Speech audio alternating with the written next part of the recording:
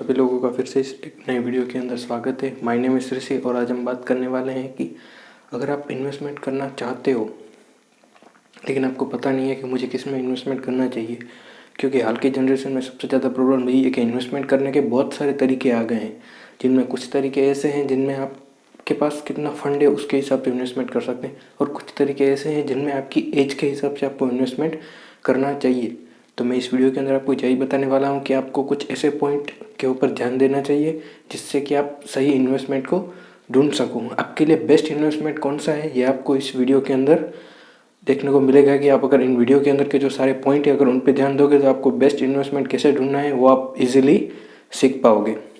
तो इस वीडियो को चलो शुरू करते हैं। तो गाइज, अगर आपने बेस्ट इन्वेस्टमेंट ढूंढ भी लिया लेकिन आपको अगर आपके मन में एक डाउट होगा कि मैं इन्वेस्टमेंट तो ढूंढ लिया लेकिन अगर मुझे इन्वेस्टमेंट करना है अब तो मैं कहाँ पे करूँ। तो गाइस देखो, इन्वेस्टमेंट करने के अलग अलग तरीके हैं, मतलब कि अलग अलग जगह से आप अलग अलग इन्वेस्टमेंट कर सकते हो।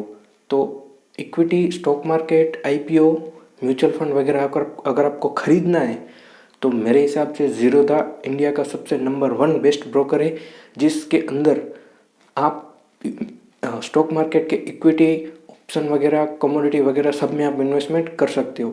तो वहाँ पे जाके आप अपना अकाउंट ओपन करेंगे, लिंक मैंने डिस्क्रिप्शन में दिया है, वो लिंक पे क्लिक करके आप अपना अकाउंट ओपन करा सकते हो। वहाँ से अगर आप अकाउंट ओपन करोगे तो जो आप इन्वेस्टमेंट वगैरह करोगे उस पर जो चार्जेस लगेगा उस चार्जेस में से मुझे कुछ चार्जेस कुछ चार्जेस मुझे भी वहाँ पे वो मिलेगा। तो अगर आपको अकाउंट ओपन करना है तो लिंक मैंने डिस्क्रिप्शन में दिया है, वहाँ से जाके आप अपना अकाउंट ओपन कर सकते हो। 5-10 मिनट का कुछ टाइम लगेगा आपके अकाउंट ओपन होने में, मतलब कि डॉक्यूमेंट को अपलोड करने में। देन उसके बाद 1 घंटे में आपका अकाउंट ओपन हो जाएगा और आप उसी दिन से इन्वेस्टमेंट एंड ट्रेडिंग वगैरह और म्यूचुअल फंड, आईपीओ वगैरह में खरीद सकते हो। तो गाइस, सबसे पहला जो पॉइंट आता है कि आपको क्या ध्यान में रखना चाहिए तो वो है रीज़न। आपको इन्वेस्टमेंट करने के पीछे का आपका रीज़न क्या है, आपका मकसद क्या है। हर किसी का अलग अलग मकसद होता है, मेरा भी कोई और मकसद से मैं किसी में इन्वेस्टमेंट करता हूँ, आपका भी कोई और मकसद होगा। मकसद मतलब कि आपका गोल क्या है इन्वेस्टमेंट के पीछे का, आप कितना रिटर्न जनरेट करना चाहते हो, या जो इन्वेस्टमेंट आप करते हो उसमें कितना रिटर्न आपको मिलने की एक संभावना होती है। अगर वो आपको मालूम नहीं है तो आप एक सही इन्वेस्टमेंट नहीं ढूंढ सकते। तो सबसे पहले आपका जो पॉइंट आता है वो आता है आपका कि मकसद, क्योंकि हर कोई अलग अलग इन्वेस्टमेंट करता है और जो इन्वेस्टमेंट के अंदर मैं इन्वेस्ट करता हूँ हो सकता है कि आप उस इन्वेस्टमेंट के अंदर इन्वेस्टमेंट ना भी कर सको, क्योंकि उस इन्वेस्टमेंट या हर कोई इन्वेस्टमेंट के अंदर अलग अलग नॉलेज होती है, अलग अलग सीखना पड़ता है इन्वेस्टमेंट करने के लिए, और अलग अलग रिस्क होता है। दूसरा कि आपके पास कैपिटल कितना है उसके हिसाब से भी आपको इन्वेस्टमेंट करना चाहिए। तो फर्स्ट हमारा पॉइंट होता है वो होता है कि आपका मकसद क्या है इन्वेस्टमेंट करने के पीछे का। दूसरा जो पॉइंट आता है आपको ध्यान में रखना चाहिए वो होना चाहिए कैपिटल। कैपिटल मतलब कि आपके पास कितना पैसा है इन्वेस्टमेंट करने के लिए। जब आप इन्वेस्टमेंट करना चाहते हो तो आपके कैपिटल के हिसाब से आपको इन्वेस्टमेंट ढूंढना चाहिए। अगर आपका कैपिटल बहुत ज़्यादा है तो आपको उसके हिसाब से इन्वेस्टमेंट ढूंढना चाहिए। अगर आपका कैपिटल बहुत कम है तो आपको उसके हिसाब से इन्वेस्टमेंट को ढूंढना चाहिए। तो कैपिटल सेकंड पॉइंट है, कैपिटल जो कैपिटल के हिसाब से आपको अपना इन्वेस्टमेंट ढूंढना चाहिए। अलग अलग कैपिटल के लिए अलग अलग इन्वेस्टमेंट में अच्छा रिटर्न मिल सकता है। तो गैस, जो थर्ड पॉइंट आता है वो होता है टाइम। मतलब कि जब आप इन्वेस्टमेंट करते हो तो टाइम तो लगने वाला ही है। ऐसा नहीं है कि आपने आज इन्वेस्टमेंट किया और कल आपको जो रिटर्न चाहिए वो मिल जाएगा, या आज ही आपने इन्वेस्टमेंट किया और 1 घंटे में मिल जाएगा। वैसा भी होता है कि अगर आप ट्रेडिंग वगैरह करते हो तो वो इन्वेस्टमेंट के अंदर आप इंट्राडे में अगर आप आज ही अगर आप पैसा डालते हो तो आप उसके आज ही रिटर्न को जनरेट करने की कोशिश करते हो। मतलब कि आपका रिस्क भी आज के दिन ही होने वाला है और रिटर्न भी आपको आज के दिन मिलने वाला है। आप उसको लॉन्ग टर्म के लिए होल्ड नहीं कर रहे, तो उसको हम इंट्राडे बोलते हैं, जो मैं आने वाले वीडियोस में आपको समझाने वाला हूँ। लेकिन टाइम इज़ मनी, समय ही पैसा है। अगर आप इन्वेस्टमेंट करने के लिए समय को ध्यान में नहीं रखते हो तो भी आपको अच्छा इन्वेस्टमेंट नहीं मिल सकता है। हर टाइम पे हर इन्वेस्टमेंट काम नहीं करता। कुछ ऐसे समय होते हैं जब कुछ इन्वेस्टमेंट अच्छा काम करते हैं और कुछ ऐसे समय होते हैं जब कुछ इन्वेस्टमेंट अच्छा काम नहीं करते। एग्जांपल के थ्रू अगर आपको मैं समझाना चाहूँ तो कोरोना के टाइम पे जब मार्केट पूरा गिर रहा था तो उस टाइम पर गोल्ड का वैल्यू ऊपर चढ़ रहा था। तो उस टाइम पे अगर आप गोल्ड खरीद रहे हो, गोल्ड में इन्वेस्टमेंट कर रहे हो तो आपको बहुत अच्छा रिटर्न मिल सकता था, क्योंकि मार्केट पूरा नीचे गिर रहा है। जब भी स्टॉक मार्केट नीचे गिरता है तब गोल्ड का प्राइस हमेशा ऊपर चढ़ता है। तो अगर आप उस टाइम पर गोल्ड को अगर आप बाय करते तो आपको अच्छा रिटर्न मिल सकता था। तो टाइम के साथ आपको इन्वेस्टमेंट को ध्यान में रखना चाहिए और टाइम के हिसाब से आपका बेस्ट इन्वेस्टमेंट के अंदर एंट्री लेनी चाहिए। तो गैस चौथा जो पॉइंट आता है वो आता है नॉलेज। अगर आप इन्वेस्टमेंट में आपका मकसद भी आपको मालूम है, आपके पास कैपिटल भी है और आपको मालूम है कि कौन सी इन्वेस्टमेंट में मुझे कब इन्वेस्ट करना है, टाइम भी आपको मालूम है, लेकिन अगर आपको नॉलेज नहीं मालूम कि उस इन्वेस्टमेंट के अंदर मुझे, क्योंकि टाइम तो आपको मालूम है कि कब टाइम अच्छा आता है, लेकिन कब टाइम आने के साथ साथ कौन सा इन्वेस्टमेंट अच्छा है वो नॉलेज के हिसाब से पता चलता है कि आपको अगर उसका नॉलेज नहीं मालूम। क्योंकि इन्वेस्टमेंट के अंदर आज आप देखोगे तो इक्विटी वगैरह में बहुत सारी कंपनियां हैं, लेकिन आपको मालूम नहीं होगा कि कौन सी कंपनी में इन्वेस्टमेंट किया जाए, तो आप गलत इन्वेस्टमेंट में पैसा डाल दोगे और आपको फिर उतना रिटर्न नहीं मिलेगा या आपका लॉस भी हो सकता है। तो जो फोर्थ पॉइंट है हमारा वो है नॉलेज। तो आपको नॉलेज भी होना चाहिए उस इन्वेस्टमेंट के बारे में। कुछ इन्वेस्टमेंट हैं जिनमें आपको नॉलेज की ज़रूरत नहीं पड़ती। जैसे एग्जांपल के थ्रू अगर आपको मैं बताऊं, जैसे अगर आप एफडी वगैरह कराते हो बैंक के अंदर तो आपको कोई नॉलेज की ज़रूरत नहीं पड़ती। अगर आप गोल्ड खरीदते हो तो आपको नॉलेज की ज़रूरत नहीं पड़ती, आपको बस खरीदना है और उसको रखना है, बस इतना ही है और इतनी ही नॉलेज की ज़रूरत पड़ती है। अगर आप कोई रियल एस्टेट में भी इन्वेस्टमेंट करते हो तो आपको सिर्फ उतना ज़्यादा नॉलेज की ज़रूरत नहीं पड़ती, आपको बस एरिया का नॉलेज पता होना चाहिए और ख़रीद के रख देना चाहिए। आने वाले सालों में आपको उसका बहुत बड़ा रिटर्न मिलने वाला है, तो उसमें कोई नॉलेज की ज़रूरत नहीं पड़ती। लेकिन अगर आप इक्विटी वगैरह, स्टॉक मार्केट में, कमोडिटी मार्केट में, क्रिप्टो करेंसी मार्केट में, म्यूचुअल फंड में इन्वेस्टमेंट करते हो तो वहाँ पे आपको मैथमेटिक का फंडामेंटली नॉलेज का ज़रूरत पड़ता है। तो वहाँ पे आपको सीखना पड़ता है कि कैसे मुझे किसी भी कंपनी के उस फंडामेंटल नॉलेज का यूज़ करके मुझे उस कंपनी में इन्वेस्टमेंट करना है। एंड गाइस, एक और अनाउंसमेंट मैं करना चाहता हूँ कि अगर आप ब्रोकर के अंदर अकाउंट तो खोल लिया, लेकिन आपके पास अगर बैंकिंग का कोई अकाउंट नहीं है या अगर आप प्राइवेट बैंक में अकाउंट खोलने जाते हो तो आपने कई बार देखा होगा कि HDFC बैंक में या ICICI बैंक में या एक्सिस बैंक में आपको बहुत ज़्यादा पैसे, मतलब कि फ़ीस की ज़रूरत पड़ती है। उसके अंदर क्या होता है कि जो चार्जेस होते हैं वो बहुत ज़्यादा हाई होते हैं। लेकिन कोटक बैंक एक ऐसा बैंक है जिसमें आपको ज़ीरो चार्जेस वाला अकाउंट मिलता है। कोटक का 8111 अकाउंट है जिसके अंदर आपको जीरो बैलेंस अकाउंट मिलता है। अगर आपने उसमें कोई भी पैसा नहीं डाला फिर भी आप अकाउंट ओपन कर सकते हो। वर्चुअल डेबिट कार्ड मिलता है एंड आपको अकाउंट का जो बाकी सारे बैंक के अंदर जो सारी फैसिलिटी मिलती है वो सारी की सारी फैसिलिटी आपको कोटक में मिलती है। तो लिंक मैंने डिस्क्रिप्शन में दिया है, वहाँ से जाके आप 5-10 मिनट में अपना सारी डिटेल फिल कर लोगे और 1 घंटे में आपका अकाउंट ओपन हो जाएगा। तो उसी दिन से आप उसमें पैसा भी विड्रॉ कर सकते हो एंड डिपॉजिट कर सकते हो एंड आप वहाँ से वो पैसा डीमैट अकाउंट में भी डिपॉजिट कर सकते हो और उसी दिन से आप इन्वेस्टमेंट स्टार्ट कर सकते हो। तो दोनों का मैंने लिंक डिस्क्रिप्शन में दिया है, वहाँ से आप जाके दोनों कर सकते हो। अब अगला जो हमारा पॉइंट आता है 5वें नंबर का, वो होता है एज। क्योंकि आपकी जो एज है वो भी इन्वेस्टमेंट के ऊपर डिपेंड करती है। तो मैं आपको अगर बताना चाहूँ कि अगर आपकी एज 18 साल से 40 साल के अंदर है तो आपको ज़्यादा से ज़्यादा इन्वेस्टमेंट स्टॉक मार्केट में करना चाहिए, इक्विटी में करना चाहिए, क्योंकि उसमें लॉस ज़्यादा है, रिस्क बहुत हाई है लेकिन रिटर्न भी हाई है।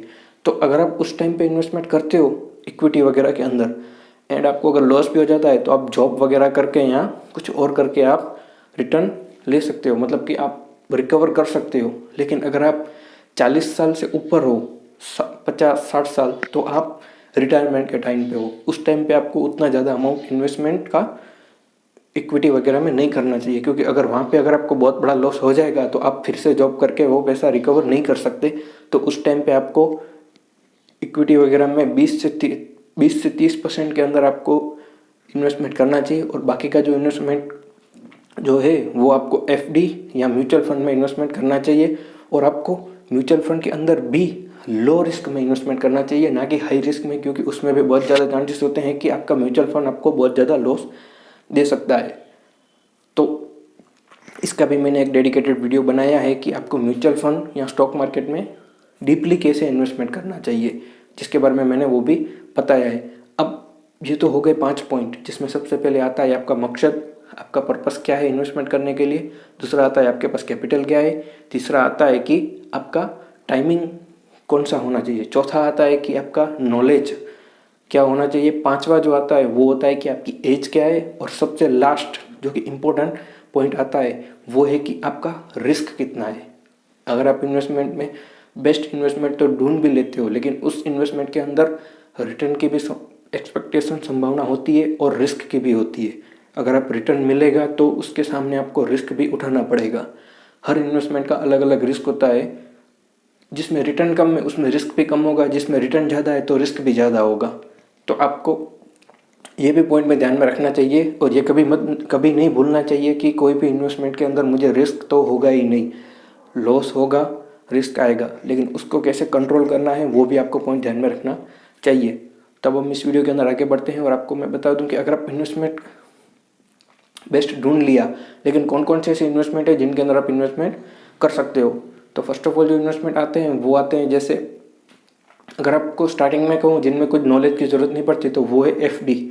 अगर आप एफडी वगैरह करवाते हो बैंक के अंदर तो आपको कोई नॉलेज की ज़रूरत नहीं है। फॉर्म फिलअप किया, पैसा इन्वेस्ट किया, परसेंटेज के हिसाब से आपको मंथली या ईयरली रिटर्न आपको मिलता जाएगा। दूसरा है रियल एस्टेट में इन्वेस्टमेंट करना, मतलब कि ज़मीन खरीदना या कोई फ्लैट खरीदना या फिर कोई शॉप खरीदना। वो इन्वेस्टमेंट के अंदर भी आपको सिर्फ लोकेशन का अच्छा नॉलेज होना चाहिए और रियल एस्टेट मार्केट की अपडेट आपको पता होनी चाहिए। एंड जो तीसरा तरीका है इन्वेस्टमेंट करने का वो है म्यूचुअल फंड। म्यूचुअल फंड के अंदर इन्वेस्टमेंट करने के लिए आपको ब्रोकर के अंदर अकाउंट ओपन होना चाहिए, पैसा डिपॉजिट करना है और फंडामेंटली नॉलेज होनी चाहिए कि कौन सा म्यूचुअल फंड में मुझे इन्वेस्टमेंट करना है और कौन से म्यूचुअल फंड में मुझे इन्वेस्टमेंट नहीं करना। रिस्क कितना है म्यूचुअल फंड का वो भी मुझे मालूम होना चाहिए, आपको मालूम होना चाहिए। चौथा पॉइंट आता है वो होता है बॉन्ड वगैरह। बॉन्ड वगैरह में कुछ नहीं होता, उसमें भी बहुत लो रिस्क है। आपको बस बॉन्ड का थोड़ा बहुत नॉलेज होना चाहिए कि जिस कंपनी में मैं इन्वेस्टमेंट कर रहा हूँ उसमें रिस्क बहुत कम है। कुछ बॉन्ड में तो रिस्क होता ही नहीं है, जो पैसा आपने इन्वेस्टमेंट किया है वो तो आपको रिटर्न मिल ही जाएगा, लेकिन कुछ जगह पे आपने जो पैसा जो आपको रिटर्न मिलेगा उसमें से वो कट कर लेते हैं अगर लॉस होता है तो बॉन्ड भी बहुत कम रिस्क वाला है। उसके बाद आता है इक्विटी मार्केट। इक्विटी मार्केट में आप स्टॉक वगैरह खरीद सकते हो, लेकिन उसमें बहुत ज़्यादा रिस्क है। स्टॉक खरीदने के बाद वो ऊपर भी जा सकता है, नीचे भी जा सकता है, तो आपको नुकसान वहाँ पे बहुत ज़्यादा होता है। जितना आप इन्वेस्टमेंट करते हो उसके हिसाब से आपको अपना नुकसान उठाना पड़ता है। तो इक्विटी मार्केट जो दूसरा हो गया कमोडिटी मार्केट। कमोडिटी मार्केट में आप गोल्ड, कॉपर वगैरह का शेयर जो होता है, जो लॉट होता है, जो कमोडिटी होता है वो आप खरीद सकते हो। और सबसे लास्ट में जो आता है वो आता है क्रिप्टो करेंसी मार्केट, जो फॉरेन का फॉरेक्स मार्केट हो गया, जिसमें आप फॉरेक्स में भी ट्रेड कर सकते हो, इन्वेस्ट कर सकते हो और क्रिप्टो में भी इन्वेस्टमेंट कर सकते हो। तो ये इतने सारे ऑप्शंस है आज के टाइम पे जहाँ पे आपको इन्वेस्टमेंट करना चाहिए और अवेलेबल हैं। जो इसके अलावा भी बहुत सारे अवेलेबल है, लेकिन ये थोड़े सेफ भी है और एक्टिव भी है। बहुत सारे ऐसे हैं जो एक्टिव नहीं है। कमोडिटी एंड क्रिप्टो करेंसी कुछ ऐसे हैं जिनमें कुछ ही कमोडिटी और क्रिप्टो करेंसी एक्टिव है, बाकी वो क्रिप्टो करेंसी और कमोडिटी इतना ज़्यादा एक्टिव नहीं है। तो ये था इस वीडियो का पूरा डिटेल कि आपको कितने पॉइंट ध्यान में रखने चाहिए इन्वेस्टमेंट करते टाइम और कौन कौन से इन्वेस्टमेंट हैं जो आप अगर इन्वेस्टमेंट करना चाहते हो तो आप कर सकते हो। रियल एस्टेट, एफडी, बॉन्ड वगैरह आप बैंक से ही खरीद सकते हो, लेकिन अगर आप equity and commodity, crypto currency, forex में अगर ट्रेड करना चाहते हो तो आपको एक ब्रोकर की ज़रूरत पड़ेगी। तो मैंने आपको पहले ही बता दिया कि ज़ीरोधा इंडिया का सबसे नंबर 1 ब्रोकर है। फॉरेन का ब्रोकर मुझे नहीं मालूम कौन अच्छा है कौन नहीं है, लेकिन इंडिया का सबसे नंबर 1 ज़ीरोधा ब्रोकर है। आप वहाँ पे जाके अकाउंट ओपन कर सकते हो, लिंक मैंने डिस्क्रिप्शन में दिया है। 5 मिनट 10 मिनट आपको लगेगा डिटेल को फिल करने में एंड 1 घंटे में आपका अकाउंट ओपन हो जाएगा। तो अगर आपने अब तक इस वीडियो को देखा है तो इस वीडियो को प्लीज़ लाइक करें ताकि दूसरे लोग भी इस वीडियो को देख सकें। एंड इस चैनल को अगर आपने अब तक सब्सक्राइब नहीं किया है और आप नए हो तो इस चैनल को सब्सक्राइब कर लें, बेल आइकन को प्रेस कर बिल्कुल भी मत भूलना ताकि मेरी जो लेटेस्ट नई अपडेट है वो आप तक जल्दी पहुँच जाए। और जितना हो सके उतना आप इस वीडियो को दूसरे लोगों तक शेयर करें ताकि वो लोग भी इस नॉलेज का फ़ायदा उठा सकें। तो बस ये वीडियो को इधर ही